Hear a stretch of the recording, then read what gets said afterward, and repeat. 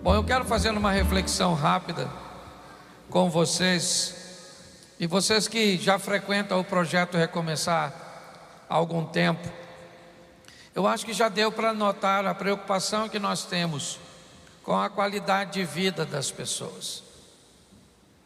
Para nós, entendemos que os céus é o nosso destino, é para lá que nós estamos caminhando. Mas para nós não faz sentido, para chegarmos lá, viver uma vida de dores aqui nessa terra. Quanto mais nós pudermos ferramentar as pessoas para viverem melhor aqui, ou seja, receber um adiantamento do que é os céus. Antes de ir para o céu, eu consigo trazer o céu para a terra. Todas as vezes que nos tornamos mais assertivos, todas as vezes que conseguimos transformar potencial em potência, porque é muito legal eu dizer para você que você tem um potencial extraordinário, que você tem um potencial para ir, um potencial para vencer, um potencial para fazer, mas o difícil é fazer com que você transforme esse potencial em potência. É isso que parece que tem a ver com o seu futuro. Potencial é sempre uma palavra que coloca você mais à frente. Potência é aquilo que coloca você no presente, que mostra a você não o que você poderia realizar, mas o que você pode. Então, baseado nisso, essa semana me saltou à mente a seguinte pergunta: por que Jesus foi bem sucedido? Por que é que Jesus logrou sucesso em sua missão? Bom, se eu disser que é porque Ele é Deus, vai ser algo extraordinário, mas essa resposta diz que nós não vamos conseguir, porque nós não somos. Se nós acharmos que Jesus obteve sucesso naquilo que empreendeu fazer, porque usava poderes sobrenaturais para alcançar, eu posso até pensar isso, mas isso certamente não nos qualifica para vivermos as mesmas coisas. Quando Jesus disse aos seus discípulos: eu vou embora, vocês ficam, mas vocês farão coisas maiores do que a que eu faço, Jesus estava dizendo que pessoas ordinárias podem viver coisas extraordinárias. Até os 30 anos, Jesus vive de forma ordinária, comum. A partir dos 30 anos, o ordinário se transforma em extraordinário. E aí Jesus começa a viver coisas fantásticas, sensacionais.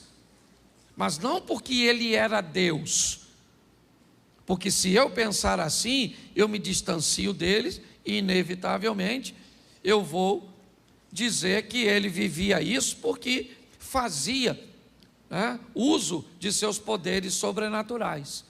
Então eu comecei a dar uma olhada e vi 4 coisas que me saltaram os olhos, porque Jesus foi bem sucedido.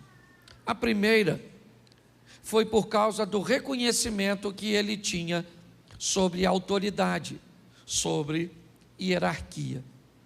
A segunda era pelo conhecimento sobre o que ele desejava realizar. A terceira era o reconhecimento da missão. E quarto, era por causa das escolhas das pessoas certas. E pautado nisso, eu vou mostrar isso para você em etapas, rapidinho. Eu preciso que você entenda hoje que você pode sair daqui e dar uma volta de 180 graus na sua vida, no seu casamento, nas suas finanças. Hoje, eu ando sentindo algumas dores, alguns desconfortos. Chegou a época de fazer uma outra bateria de exames de intestino e de estômago. E todas as vezes que a gente chega perto disso, você sente uma dorzinha. E eu comecei a falar com Deus. E hoje eu falei: Senhor, tantas vezes nós pedimos para que o Senhor nos cure, Mas aí eu fico pensando, Ele vai nos curar para quê? Para a gente negligenciar de novo? Ou será que está na hora de recebermos uma cura para cuidarmos da nossa saúde? Porque como o Eliezer falou aqui, de uma forma muito legal, nós muitas vezes estamos correndo atrás de uma situação emergencial. Eu quero algo que resolva o meu problema momentâneo, e não é isso. Nós precisamos introduzir Deus na nossa vida para que possamos viver uma vida extraordinária. Então Jesus viveu isso primeiro, desde cedo. Ele tinha algo muito peculiar: o reconhecimento das autoridades que estavam sobre eles. Então eu vou te mostrar alguns textos para ratificar isso. Coloca para mim, por favor, Lucas capítulo 2, verso de número 51. Preste atenção. E desceu com eles, e foi para Nazaré, e era-lhes sujeito, e sua mãe guardava no coração todas essas coisas. Preste atenção. A primeira autoridade que o Filho de Deus foi colocado, foi a autoridade, ou a primeira autoridade que todo ser humano é colocado, sobre os seus responsáveis, na maioria das vezes, seus pais. Eu quero lembrar a você que Jesus é o Filho de Deus e sabe disso. Isso nunca foi uma dúvida na cabeça dele. Mas o texto em que eu coloquei na tela, Jesus tem 12 anos de idade, ele é uma adolescente. E um adolescente já costuma ter um comportamentozinho meio rebelde, ainda mais sendo menino, achando que é dono do seu próprio nariz. E pior, Jesus sabe que é o Filho de Deus. Tem gente que porque é filho de político, acha que é alguma coisa. Porque é filho de pai rico, já acha que foi alguma coisa. Tem gente até que acha que é filho de pastor e pode dar carteirada na igreja. Você imagine ele sendo filho de Deus. Mas olha, ele fica 3 dias, está perdido dos pais. José e Maria chegam no templo e vão logo dando uma dura nele. Ô menino, está morrendo de preocupação com você? Porque mãe é mãe, queira do filho dos outros ou do filho de Deus. Maria já chegou logo enquadrando, puxando o chinelo. E falou, para casa, garoto. Ele falou, você não devia estar preocupado. Eu estava aqui tratando das coisas do meu, mas não falou isso com abuso, ofendendo, não. Mas o mais interessante é que quando José e Maria botam Jesus para casa, o que ele faz? Vai. Ele poderia falar, ó, como é que fala comigo? Está pensando que eu sou quem? Filhinho seu aí qualquer? Eu sou o Jesus, o Salvador. Não, ele falou, essa aqui quem é? É minha mãe e meu, e eu reconheço a autoridade deles. Você quer se dar bem na vida? Comece reconhecendo a primeira. Ah, mas o meu pai e minha mãe, não interessa, pode ser bom, pode ser ruim, mas foi quem está na sua vida. Às vezes é tão ruim porque você corre o risco de ser pior que eles. Então eles precisam ser ruim para melhorar você. Que tem uns pais que são ruins para melhorar os filhos. Porque olha que coisa louca. Tem filho que é filho de gente boa e fica ruim. Tem filho que é filho de gente ruim. Parece que trocaram de pai. Então aprenda uma coisa. Aprenda a reconhecer a autoridade dos seus pais. Ou de quem te criou. Não interessa onde você foi criado. Eu sou da época que os mais velhos tinham que ter autoridade. Isso aí. Mais velho falou, não interessa se está certo ou está errado. Nunca perdi nada com isso. Sempre ganhei. Sou da época que o vizinho tomava conta da gente. Se o vizinho visse a gente falando besteira, o que o vizinho falava? Vou falar com o seu? Nossa! Fala não, fala não. Fala não, não vou fazer mais não. Sim ou não? E era uma época extraordinária. Hoje a turma não gosta de reconhecer a autoridade de pai. Não sei se meu pai merece honra. Não interessa se honra ou se não honra. Meu pai foi, hoje eu falo mal dele porque já foi para o céu. Quando estava vivo, sentava aqui na frente. E eu falava, melhor pai do mundo. Estava mentindo não, é pela fé. Certo? Mas minha mãe está lá. Eu honro e pronto. E acabou. Não tem desse negócio não. Então eu gosto de Jesus, 12 anos de idade, o José e a Maria botaram ele para casa. E eles foram. Seu pai manda você desligar a televisão, você não liga, desliga. Manda jogar o lixo fora, não joga. Diz que vai fazer depois. Depois de quê? O que você está fazendo? Você pede um filho para fazer? Vai ali, depois. Depois de quê? O que você faz para ser depois? Depois do quê? Que Jesus voltar? Você pensa que para por aí? Não para não. Esse para mim é um negócio extraordinário. Coloca para mim Mateus 3,15. Presta atenção nesse texto. Talvez isso mostre para você porque Jesus, porém, respondendo, disse-lhe: deixa por agora, porque assim nos convém cumprir toda a justiça. Então ele o permitiu. Jesus está chegando no Jordão para ser batizado por João Batista. Quando João Batista vê Jesus, João se nega a realizar o batismo. João diz para Jesus: não pode, não, tem alguma coisa de errada. Você que deveria me batizar, e você vem a mim para que eu te batize. Mas Jesus sabia quem João era: voz do que clama no deserto, preparai o caminho. Jesus sabia que ali naquele momento João tinha uma autoridade maior do que ele, e que para Jesus assumir a autoridade que tinha, precisava entender e respeitar a autoridade de João. Primeiro, ele vai bem na vida porque reconhece a autoridade, a hierarquia de seus pais. Agora, ele reconhece a autoridade de João como um sacerdote, como alguém que veio preparar o caminho. Ele poderia ter chegado, João batizando todo mundo, e ele diria: vem aqui, João, quem vai batizar você sou eu. Mas não, porque a autoridade não faz de você pequeno, muito pelo contrário. Reconhecer a autoridade transforma você em uma pessoa muito maior do que na verdade você é. Hoje nós vivemos uma crise de autoridade, ninguém quer obedecer ninguém. Você não quer obedecer os mais velhos, você não quer obedecer lei de trânsito, você não quer obedecer polícia, você não quer obedecer nada. Nós vivemos uma crise. É para desobedecer, nós estamos dentro. Então Jesus obedecia, está lá, João, ele diz para João: não, você me batiza. Aí João foi e batizou, senão ele não faria. Por quê? Porque Jesus reconhecia a autoridade eclesiástica. Quer outro? Vamos lá, Mateus 22, 21.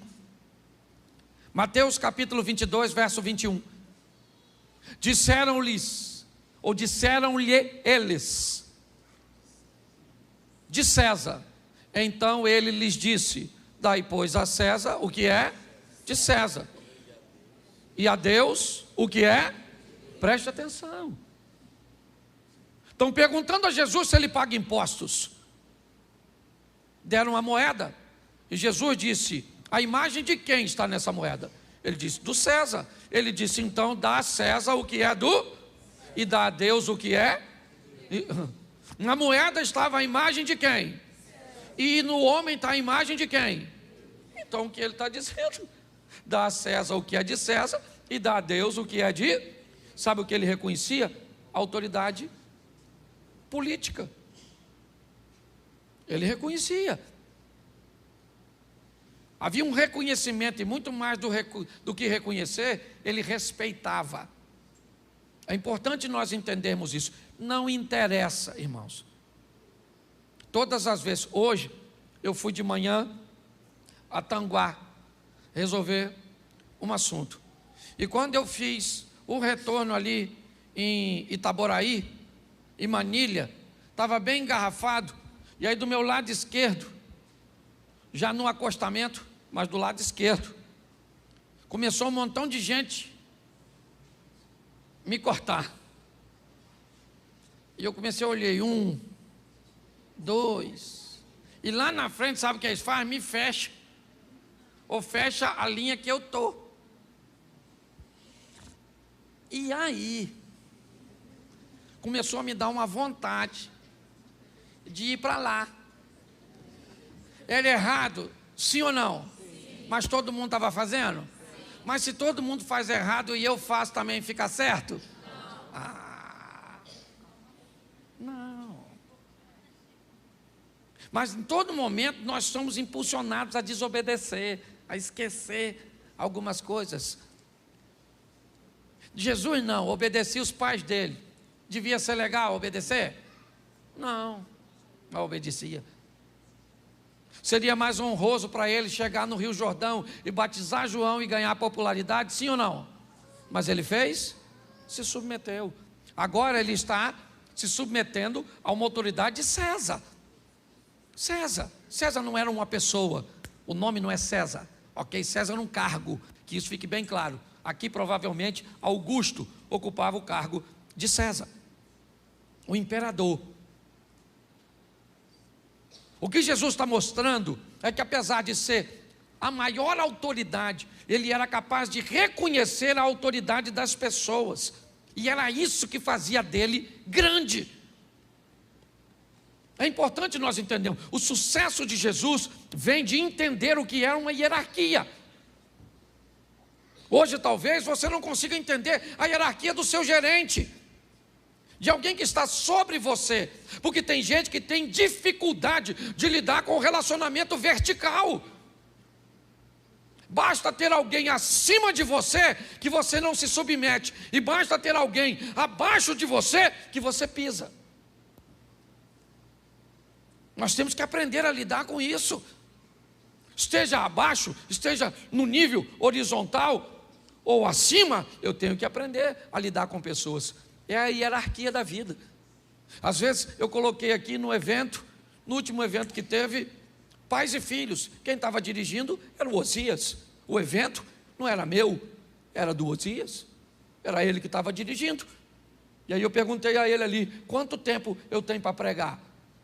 Ele falou, você é o pastor, você prega o tempo que você achar. Eu falei, hoje eu não sou o pastor, hoje aqui você é uma autoridade sobre mim.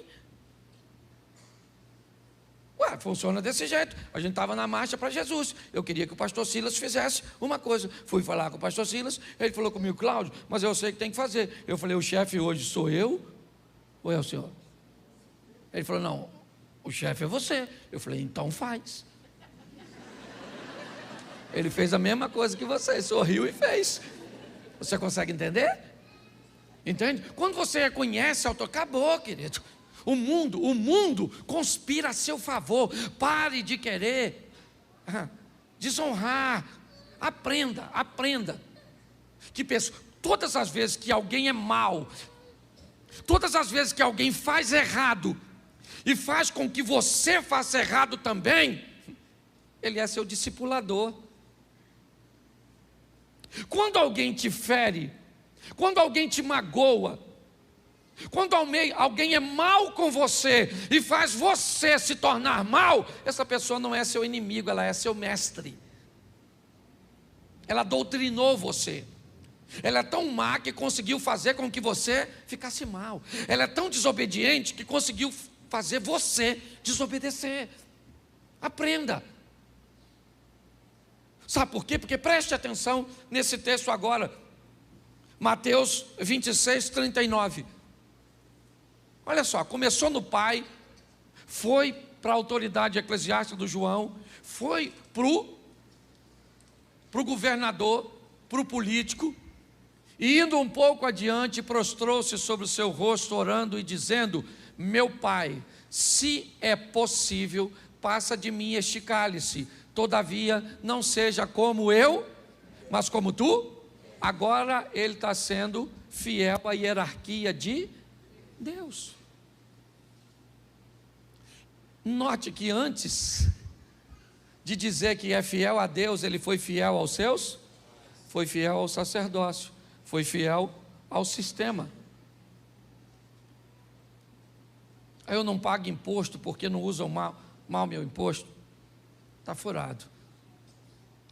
Está furado, querido, está furado. Se você desobedece à lei dos homens para dizer que, se obedecê-las, Deus não é suficientemente poderoso para te fazer prosperar ou para te fazer vencer, troca de religião. A verdade é essa. Cuidado com esse subterfúgio, que muitas vezes uma situação corrupta como a nossa tenta nos impulsionar, porque é isso que eu estou dizendo. É isso que está dizendo. Já que os corruptos usam mal o nosso dinheiro, então nós também nos tornamos corruptos.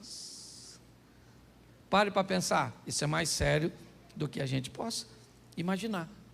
Então Jesus fazia o que fazia e teve sucesso, porque reconhecia as autoridades, primeiro de seus pais, depois de João Batista, depois de César e depois de Deus. Segundo, Jesus teve sucesso, porque tinha conhecimento daquilo que ele iria realizar.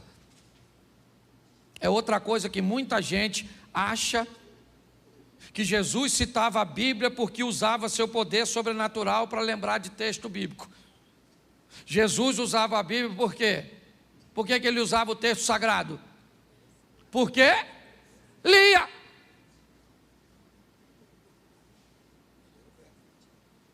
Porque se ele usava o texto, usando seu poder sobrenatural, ganhou da gente. Nós não vamos conseguir. Como é que eu ia fazer sem ler?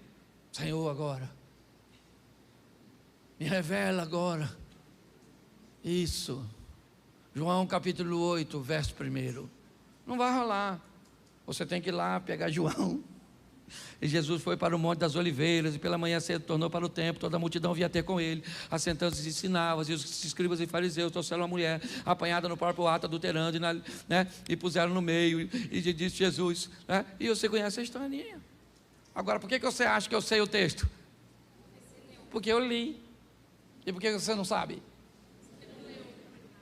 E o Satanás está preso. Nem perturbou você.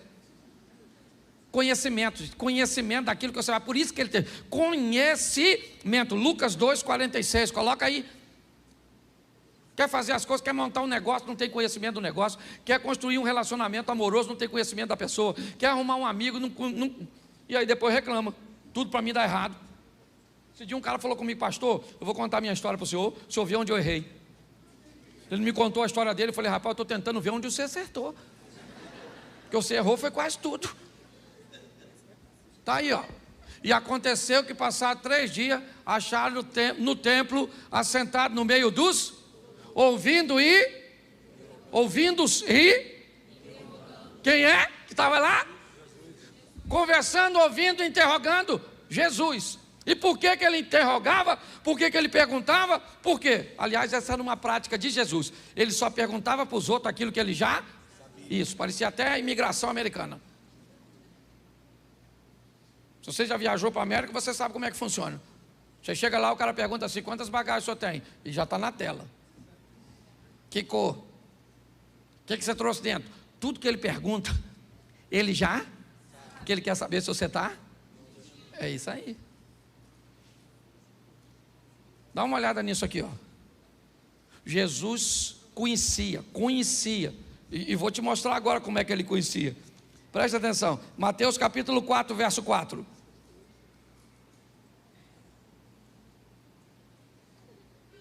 Presta atenção. Volta lá, por favor, que eu esqueci de dar um texto. Lucas 2, 47. Eu só dei o 46. Bota aí o 47, querido. E todos os que ouviam, admiravam da sua e da sua. Isso. Por que ele respondia? Porque ele sabia o que estava falando. Você está entendendo? Tem gente que vai evangelizar alguém, se alguém colocar uma palavra, já desmontou toda a sua fé. Sabe nada. O WhatsApp ele lê o dia todo. Essas porcarias do TikTok, desses troços que a gente fica vendo assim, ó. Vem um, vem outro, passou o dia. Tempo para ler a Bíblia nós não tem. Virou até culto da Assembleia de Deus agora, não é verdade? Um culto de doutrina. Não, mas é verdade mesmo, o povo não lê nada. Diz que o crente lê muito sobre o pouco e fala muito sobre o pouco que lê.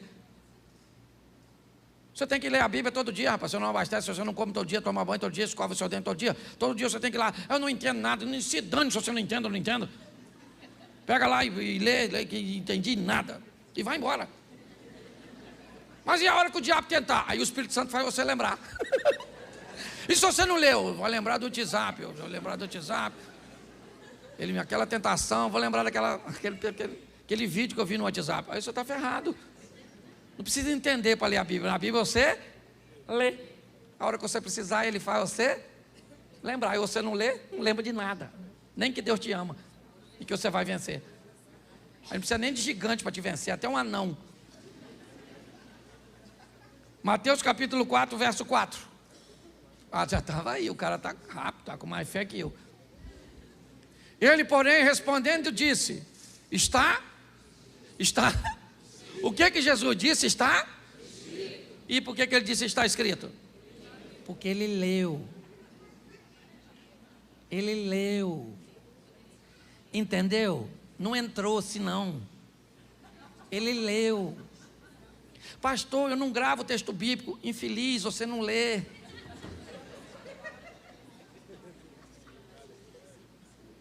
Ah, não lê. Sabe aquela historinha do garotinho que perguntou ao pai o que era aquele livro que tinha na casa dele? O pai dele falou: isso é uma Bíblia. E o garotinho falou: o que é a Bíblia? O pai falou: o livro de Deus. O garotinho falou: que legal. Passou um mês, o garotinho perguntou de novo: o que é isso, pai? Ele falou: sim, menino, isso é a Bíblia. Ele falou: o que é a Bíblia? Ele falou: o livro de Deus, menino. Na terceira vez, o garotinho perguntou: o que é isso? Ele falou: a Bíblia. O que é a Bíblia? O livro de Deus. O garotinho falou assim: então por que a gente não devolve ele? Porque aqui ninguém usa. E tem umas pessoas que acham que é amuleto. E abre assim no 91. Sua casa está protegida. Você é feiticeiro, maluco. Você é feiticeiro. Se você achar que é uma Bíblia aberta, tem uns caras que botam na frente do carro. Deve ser para Deus morrer primeiro, é ou não é? O que muda a sua vida são suas decisões, gente. É assim que funciona. O diabo usou um texto bíblico, sim ou não? E aí o que Jesus falou? Aí, maluco, chifrudo, está escrito: nem só de pão viverá, mas de toda a palavra que sai da boca de... E o diabo foi lá e usou outro, e Jesus mandou outro, e o diabo usou outro, e Jesus mandou outro. Satanás falou: este conhece tudo. Tentou de um outro jeito, falou: por que você não vira super-herói e voa daqui do tempo? Jesus falou: acabou os recursos literários. Também está escrito, Satanás, está lendo pouco. Não tentarás o Senhor teu Deus. O diabo rapou fora os anjos, chegou trazendo uma comidinha que chefe de crente tem que comer. Conhecimento, rapaz, tá assim de gente. Você quer ser bem sucedido, vai montar um negócio. Antes de montar, conheça tudo a respeito do negócio que você quer montar. Vai entrar numa igreja, conheça tudo sobre o pastor, sobre a doutrina, sobre tudo. Quer casar com a pessoa, conheça tudo. Esse dia minha pessoa perguntou assim: pastor, posso casar com viúvo? Eu falei: menino, normalmente o bom é que morre, então é perigoso. Posso casar com quem já foi casado? Falei: perigoso, porque está sujo do relacionamento anterior. Mágoas e ressentimento. Posso casar com quem tem filho? Pior ainda. Posso casar com solteiro? Eu falei: com a escassez que está, perigoso. Por que está solteiro até hoje? Com uma demanda tão grande, não é? A pessoa não sabe nada de nada. E pior, tem fé, meu filho, tem fé. Vou te mostrar Jesus de novo. Mateus 19, 7. Mateus 19, 7. Olha só, que coisa maravilhosa. Disseram-lhes então: por quê? Presta atenção que é uma pergunta. Por que mandou Moisés dar a carta de divórcio e repudiá-la? Olha só o que eles estão fazendo: buscando o conhecimento de Jesus em torno de divórcio. O que eles sempre trazem para Jesus são assuntos de alta complexidade. Eles são doutores da lei. E por que eles são doutores da lei? Por que eles sabem a Bíblia, talvez, até mais do que Jesus? Por quê? Eles não são Deus. Porque eles estudaram a Bíblia, porque eram rabinos, porque eram escribas, porque eram estudiosos. Pare de achar que Jesus viveu coisas extraordinárias porque era um ser celestial. Não. Ele viveu coisas extraordinárias para mostrar que seres humanos comuns podem viver coisas extraordinárias, obedecendo princípios. É isso. E um dos princípios foi a hierarquia que eu falei, e agora o conhecimento. Perguntavam a ele, como é que eu alcanço o reino de Deus? Sabe o que Jesus dizia? Como é que está escrito? Aí dizia o texto, ele dizia, muito bem, então vai e cumpre. Você quer obter sucesso? Faça como ele. Conheça. Terceiro princípio, reconhecimento da missão. Talvez esse seja extremamente desafiador para a maioria das pessoas, é entender o que veio fazer nessa terra.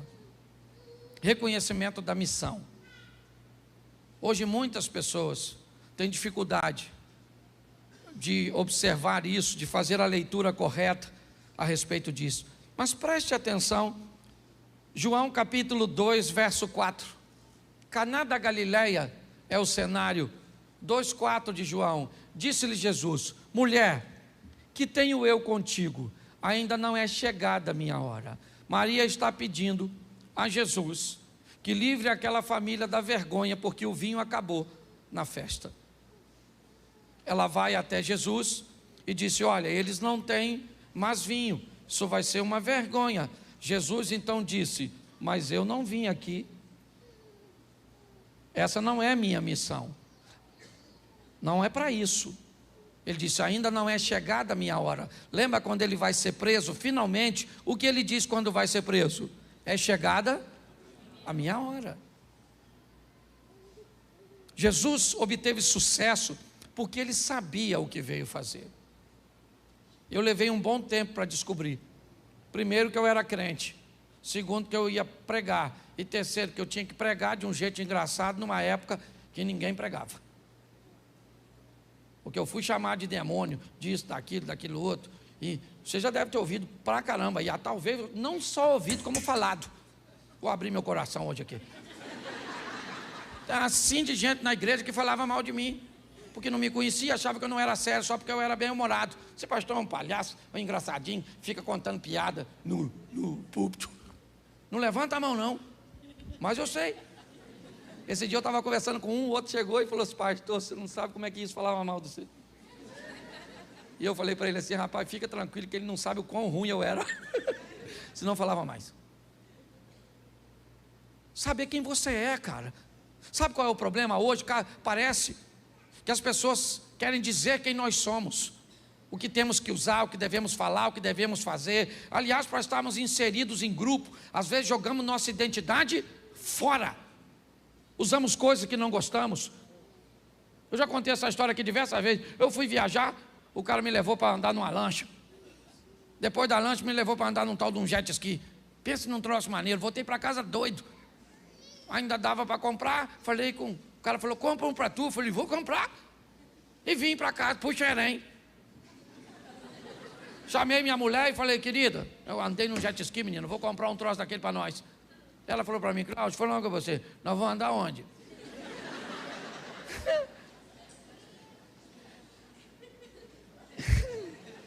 Eu falei, nós vamos andar onde? Nós vamos andar onde, hein? Uma boa pergunta, eu não tinha pensado nisso, não. Você já comprou um montão de coisa que nunca usou, só porque os outros têm, e porque os outros falaram que é legal. Eu gosto disso aqui, saber quem você é. Jesus não tinha, ele falou, não é chegada a minha? Isso, ele sabia quem era. Vamos lá, Lucas 9,18. Olha só, Lucas, o que Jesus faz? E aconteceu que, estando ele orando em particular, estavam com ele os discípulos, e perguntou-lhes dizendo: quem diz a multidão que eu? Vamos lá. Respondendo-lhes disseram isso: João Batista, outros Elias, e outros um dos antigos profetas, né, que um dos antigos profetas ressuscitou. Ninguém sabia quem Jesus era. Ninguém. Havia uma dificuldade muito grande nas pessoas o reconhecerem, porque ninguém tem obrigação de reconhecer quem você é. A obrigação de reconhecer quem você é sua. Se alguém acha que você é bobo, que você não é bonito, que você não é isso, que você não é aquilo, ou que você é isso, aquilo outro. Hoje está todo mundo achando que eu vou virar político, porque me veio do lado de políticos. Eu não tenho chamado político, meu chamado é sacerdotal. Você está entendendo? Não estou nem aí, mas olha, que dane-se o que pensam. Já na idade que eu tenho, eu não tenho mais condições de ficar dando ouvido, que eu tenho mais passado do que futuro, na idade que eu estou. Então não estou nem aí. Jesus está perguntando quem eles dizem que sou eu. Mas preste atenção, João 14,6. João 14,6. Olha o que Jesus disse. Olá, isso. E disse-lhes, ou disse-lhe, hoje eu estou com plural na boca. Disse-lhe Jesus: eu sou a verdade, ninguém vem ao Pai senão. O que ele está dizendo? Eu sei quem eu. Então pare de querer ser quem os outros querem que você seja. Usar, fazer. Seja você mesmo. Vai para a escola, tem um grupinho que quer formatar você. Entra na internet, tem um grupinho que quer formatar você. Vem para a igreja que tem um grupinho que quer formatar você. O que é isso? Não perca a sua identidade, não interessa onde você esteja. Onde você estiver, vai ter gente querendo roubar a sua identidade. É assim que funciona. Jesus sabia quem ele era, reconhecia sua missão e não tinha problema no que diz respeito a isso. Por isso, ele teve sucesso. Bota aí João 19:11. Bota aí. João 19:11. Presta atenção nesse texto. Respondeu-lhe Jesus: nenhum poder terias contra mim, se de cima não te fosse dado. Mas aquele que me entregou a ti, né, maior pecado tem. Ele está falando de Judas ali, mas Pôncio Pilatos está chamando Jesus e dizendo assim: ô Messias, o rei dos judeus, se defende, cara. Eu posso libertar você. E Jesus disse: você não está entendendo, Pôncio Pilatos. Quem aqui não sabe quem é você. Eu sei muito bem quem eu sou. Você não teria poder nenhum se meu Pai, que está no céu, não tivesse concedido a você. E Jesus ainda responde uma angústia de Pilatos, no final do texto: fique tranquilo, porque aquele que me entregou a você é pior do que você.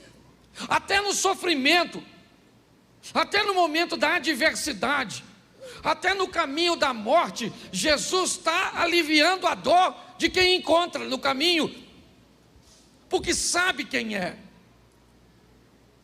Quanto mais rápido você descobrir quem você é, o que você veio fazer, mais fácil fica. Mas pastor, por que eu não sei quem eu sou, nem o que eu vou fazer? Porque identidade e missão está totalmente entrelaçado. Por que você não sabe quem é e não sabe qual é a sua missão? Porque nós ficamos o tempo inteiro, principalmente hoje, olhando para a vida dos outros. Então é o corpo dos outros, a roupa dos outros, a rede social do outro, é o que o outro está fazendo. Então eu não tenho tempo para viver a minha vida, já que eu estou tão focado. Mas presta atenção nesse texto, Mateus 27, verso 40, já estou quase terminando. E dizendo: tu que destrói o templo e em 3 dias o reedifica, salva-te a ti mesmo, se és o Filho de Deus, desça da desça da... Verso 42. Isso. Salvou os outros e a si mesmo não pode salvar-se? Se é o rei de Israel, desça agora da cruz e creremos nele. Preste atenção. É isso. Desça da cruz, Jesus, desça da cruz. Ele falou, não posso descer. Subir aqui foi minha escolha, missão. Isso aqui não é fatalidade. Ninguém tira a minha vida, sou eu que... Ele sabia. Uma das maiores crises que vivemos hoje na sociedade é a crise da identidade, irmãos. E é por isso que Jesus venceu essas etapas. Vamos lá? A autoridade de seus pais, de João Batista, de César, de Deus, o conhecimento através da palavra, o reconhecimento da missão. Mas uma das coisas que fez Jesus ter mais êxito foi nas escolhas de pessoas. Porque ninguém faz nada sozinho. Hoje eu estava gravando finalzinho de um curso ali em cima com um amigo, e eu olhei para a nossa igreja e eu pensei, cara, com a dinâmica do meu ministério, o que o projeto Recomeçar seria sem o Osias, sem o Sidney, sem a Dani, sem o William, sem o Eliezer? O que ele seria? O que ele seria sem esses meninos do som? O que ele seria sem as meninas que estão trabalhando no Ministério Infantil? O que ele seria sem as secretárias da igreja? O que ele seria sem o Sidney com o nosso Ministério de Oração, a Adriana com a nossa Oficina da Alma? O que ele seria se não tivesse? Porque ninguém faz nada sozinho. A grande verdade é essa.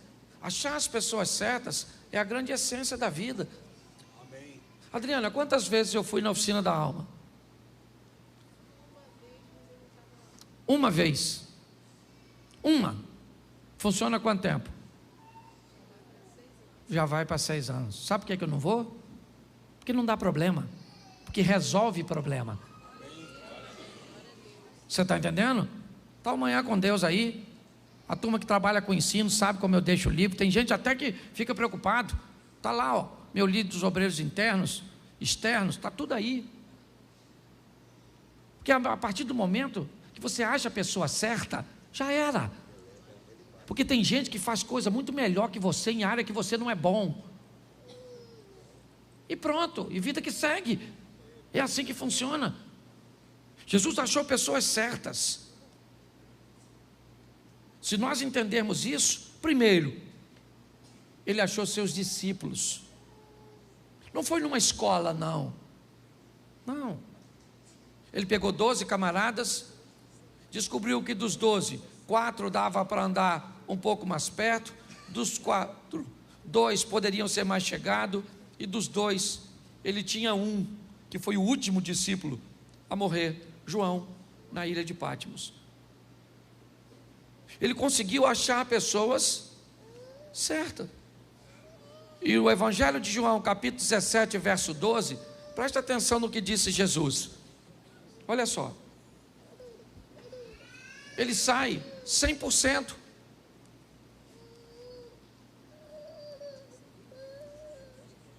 Ouviu o texto ou não? Vamos lá, 17, 12. João 17, 12. Se travou, me fala que eu leio. Travou? Isso, o computador, o inimigo está furioso. João 17, 12. Estando eu com eles no mundo, guardava-os em teu nome, e tenho guardado aqueles que tu me deste, e nenhum deles se perdeu, senão o filho da perdição, que a Escritura, né, disse ou falou para que se cumprisse. Preste atenção. Jesus disse: todos os caras que eu escolhi deu certo, até o que deu errado. Porque o cara que deu errado cumpriu a sua missão. Por quê? Porque quando você acha as pessoas certas, já era. Por que você acha que todos os dias o diabo está mandando gente errada para a sua vida? A Bíblia diz: bendito é aquele que vem em nome do Senhor. Então, se bendito é aquele que vem em nome do Senhor, todo dia seu filho encontra com gente que vem de Deus e gente que vem das trevas. Sua esposa encontra com gente que vem de Deus e gente que vem das trevas. Seu marido encontra com gente que vem de Deus e gente que vem das trevas. Porque se todo mundo viesse de Deus, não precisa ter processo de seleção. Todo mundo vem do mesmo lugar. Você pega um cara espiritual como Josué, recebe os gibeonitas, porque se disfarçaram e diziam vir em nome do, mas não vinham. Você consegue entender isso? Quando nós vemos esse texto, nós descobrimos que quem consegue selecionar pessoas vai muito longe. Ele selecionava amigos. Não vou te dar o texto, se quiser anotar. João capítulo 11, verso 3. Mandaram-lhe suas irmãs dizer: Senhor, está enfermo Lázaro, aquele a quem tu amas, seu amigo. Jesus também tinha amigos, e não eram poucos, eram muitos. Por isso que eu não gosto de gente que tem 40, 50, 60 anos de vida e diz que tem poucos amigos. Ninguém pode viver tanto e ter poucos amigos. Se você tem poucos amigos é porque você é ruim. Você pode ter poucos amigos na esfera de maior intimidade, aí eu entendo. Mas você tem que ter amigo para viagem, amigo para bate-papo, amigo para pesca, amiga para ir para o shopping, amigo para contar segredo, amigo para emprestar dinheiro, amigo para orar por você. E provavelmente não vai ser o mesmo para todos os grupos. Tem gente que você empresta dinheiro, mas não ora por você. Tem gente que ora por você, mas você não empresta dinheiro. Tem gente que você conta segredo, mas não vai na sua casa. Tem gente que vai na sua casa, mas você não conta segredo. Eu estou cansado de falar isso. E é por isso que muita gente não quer viver com gente. Certo? Agora, preste atenção. Lucas 8:2 e eu termino aqui. Lucas, dá? Foi, agora foi que eu tinha esquecido. E também algumas mulheres que haviam sido curadas de espíritos malignos e de enfermidades. Maria, chamada Madalena, da qual saíram 7 demônios. Joana, mulher de Cusa, procurador de Herodes, e Susana, e muitas outras que o serviam com suas. Jesus tinha gente que financiava seu sonho. Não tem como não ser bem sucedido. Não tem. Não há fórmula que derrote Jesus. Ele reconhece seus pais, reconhece a autoridade eclesiástica, reconhece a autoridade política, o que governa esse mundo, reconhece a autoridade de Deus. Jesus sabe o que veio fazer, tem conhecimento, reconhecimento de missão, e alguém que sabe escolher pessoas. Não tem como. Não tem como dar errado para quem utiliza essa fórmula. Mas não honro meus pais, não honro os princípios e as autoridades eclesiásticas, eu não honro os governantes, eu não honro Deus. Eu não sei nada sobre meus direitos, biblicamente falando, eu não reconheço minha missão e eu não seleciono pessoas. Querido, a probabilidade de você ser bem-sucedido é quase zero. Desculpe o que eu vou falar, mas o maior vilão da nossa vida ainda continua sendo nós mesmos. A grande verdade é essa. Mude de vida. Mude a sua maneira de pensar. E você pode ter certeza que as coisas vão mudar. Minha maneira muda quase todos os dias. E eu termino usando um texto que usei aqui numa das minhas últimas mensagens. Ana e Penina. Nunca um texto quebrou tanto meus paradigmas quanto esse. Por muito tempo, eu disse que Ana era maior que Penina, que o filho de Ana era Samuel e o filho de Penina ninguém sabia o nome. Até que, lendo o texto mais uma vez, depois, sei lá, centenas de vezes, o Senhor tocou no meu coração e me disse: onde está escrito que há alguma vantagem de Ana sobre Penina? O texto diz que uma tem algo que a outra não tem. Penina tem filhos que Ana quer. Ana tem um amor que Penina quer. Mas Ana consegue o filho e Penina não consegue o amor, porque não derramou o coração na mesma medida. A oportunidade estava para Penina e para Ana. Se Penina fizesse o que Ana fez, Eucana teria amado. Então não há desvantagem, porque não há desvantagem entre você e quem está do seu lado. A chuva para os dois, o sol para os dois, a oportunidade para os dois. Mas nos ensinaram, pelo menos a mim, eu estou quebrando meus paradigmas, a entender que não há vantagem nenhuma de ninguém sobre mim e de mim sobre ninguém. Talvez eu não tenha a mesma missão que outra pessoa tem, mas isso não faz dessa pessoa maior do que eu, e não me faz maior do que ninguém. Vamos pensar um pouco nisso e levar nossa vida para outro nível, porque é isso. Deus te chamou para isso, colocou aqui você para caminhar com a gente. Você não vai embora, vai para outra igreja. Você não quer isso? Você acha que isso é demais para você? Você não quer viver o extraordinário no seu casamento, nos seus negócios? Não quer ter uma vida sensacional com Deus? É isso? Isso te fere? É isso? É essa visão do socialismo? Não estou falando de política não, tá? Estou falando dessa visão de que todo mundo tem que ter a mesma coisa. Nunca vai ter. Nunca vai ter. Porque se der a mesma coisa para duas pessoas e uma administrar bem e outra mal, essa é uma questão de tempo, até você comprar minha propriedade. Porque a oportunidade é para todos. E Deus trouxe você aqui para dizer isso para você. Chegou o tempo de você viver uma vida extraordinária.